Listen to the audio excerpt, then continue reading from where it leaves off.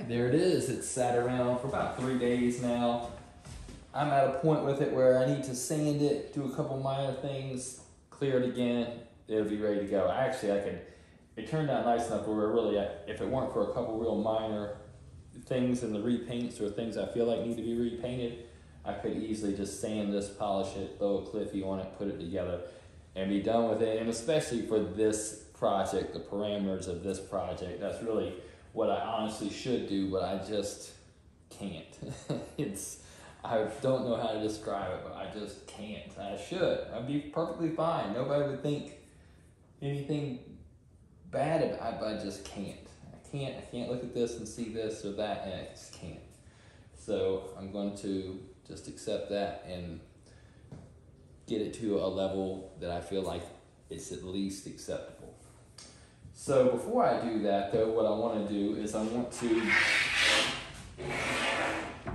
sand the underside. Now, after I sand this thing and clear it, and then I sand it and polish it, I'm gonna probably have to run over the underside a little bit again, so why do it now? Well, the reason I wanna do it right now is because it's so dirty.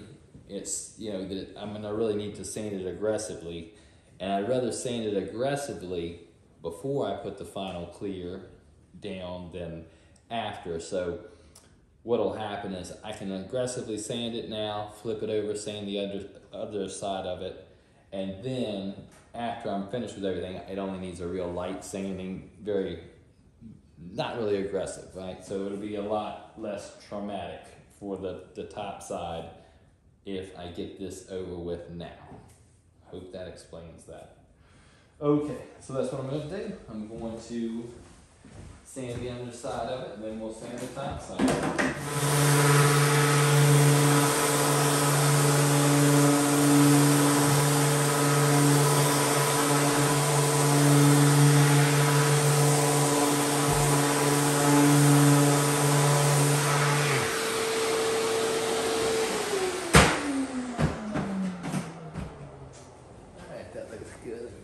Off.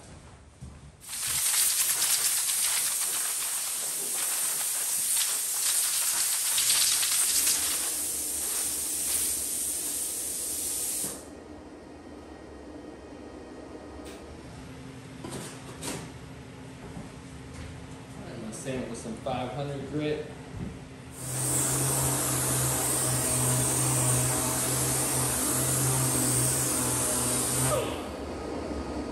Shooter lane a little bit, that looks good. I don't think that's really gonna need anything else. I mean, it's as good as it's gonna get for a kind of painted shooter lane. Not exactly.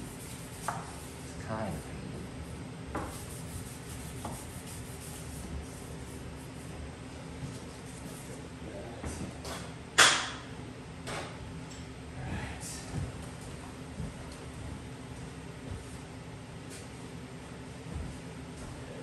Right, really scuff it up good. Then I'll run over it with some 800 grit. Get the minor sand scratches out of it and any handprints I might leave behind.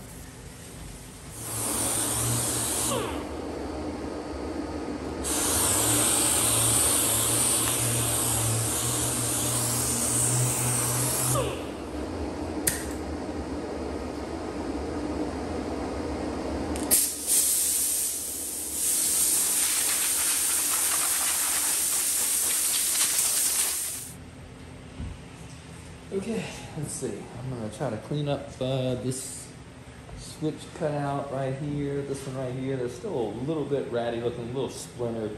That ball's dropped on there and dropped on there so many times. It's just kind of pulverized the wood there. I've got it cleaned up really good. I've got it cleared. When I cleared it the first time, it's kind of gluing all the fibers together. I've shaped it up a little bit.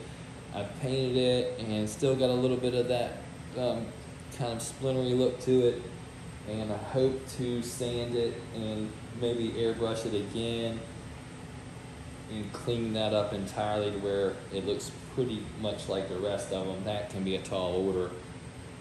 A lot of people would think, why not just wipe it or do something like that? Yeah, I don't like to do something like that because every time the ball drops on there, there's going to be a chance that it's going to crack any kind of filler you put. But if I'm just basically using clear as glue to glue the wood fibers together continuously, that's got a lot better chance of holding up long term and not cracking or chipping out of there.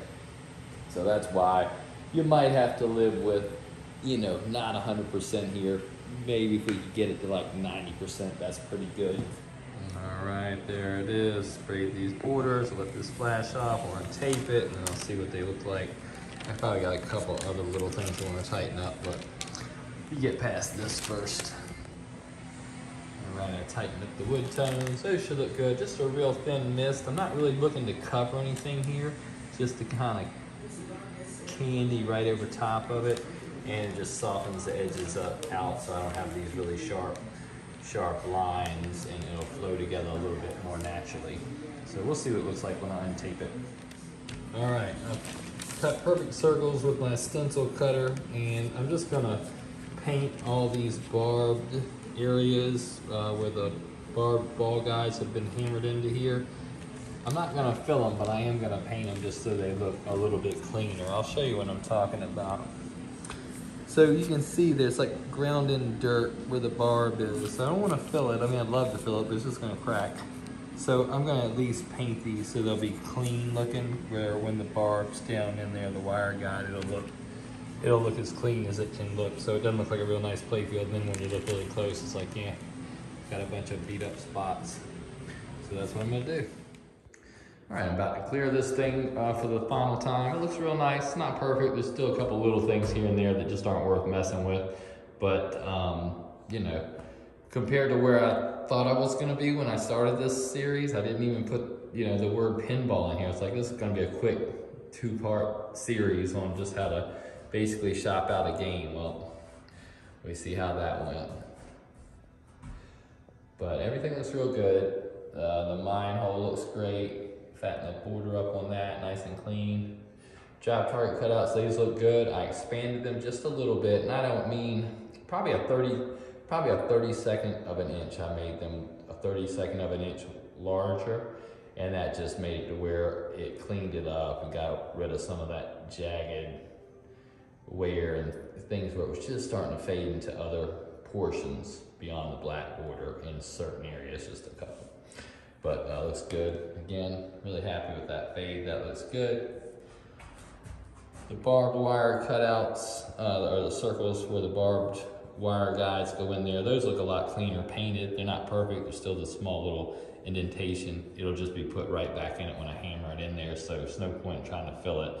But so this is one of those play fields that I can tell you in advance looks a lot better assembled than it does just sitting on the thing, because it's just one of those kind of play fields where it's got a lot of things that hammer into it and a lot of things that go on top of it that cover certain things. So when you look at it, you're like, well, what about this? You know, something like this. It's like, not worth touching, gonna be covered, that kind of thing. So got a lot of that on here, but everything it needs to look good, looks really good. And I'm gonna clear it, and we should be ready to assemble it in a couple days.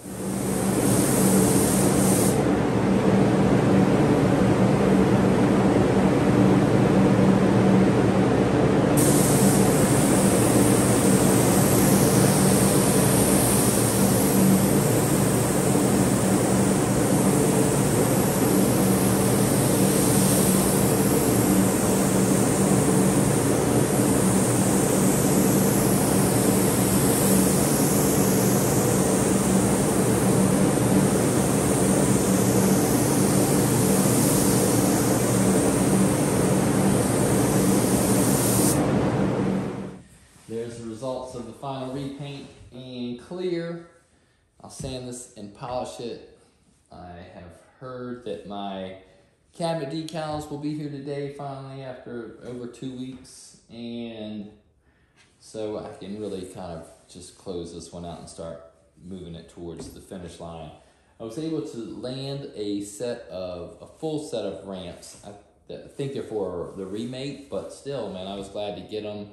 They should be here in a couple days. I called in some favors. I got some goodwill sent my way, so that was really helpful. I bought some of those ramps from Australia, and I saw in the comments somebody said they weren't very good, so I didn't even unpack them. I was just like, they're in the box. If I need them, I got them, but I'm gonna see what else is out there. So wasn't easy to do, but I was able to get that secured. So looking forward to seeing those. I'll probably have to make some modifications, but it'll be a nice, clear, clean, unbroken set of ramps for this game, and you know, they might need some minor changes, but I'll be able to figure it out. So, sand this, polish it, start putting it together. Didn't go the way we thought it would go. It wasn't an easy shop out job. Not that I ever do those, but I thought I was gonna get a chance to do one, and it didn't work out that way. So that's what's going on with this right now. I'll get it sanded, I'll get it polished, might catch a little bit of that, and we will move forward.